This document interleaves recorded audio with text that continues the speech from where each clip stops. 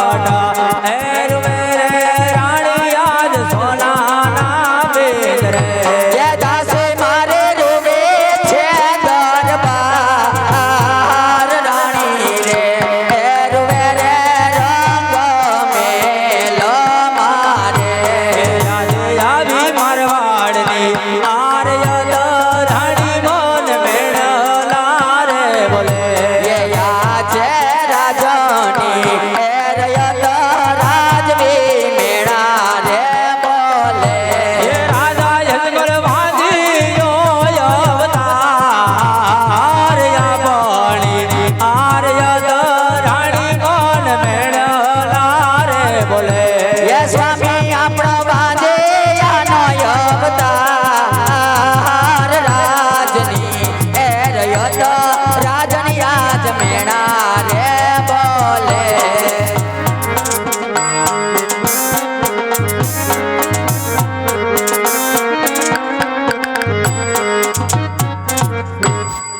અરે સ્વામીનાથ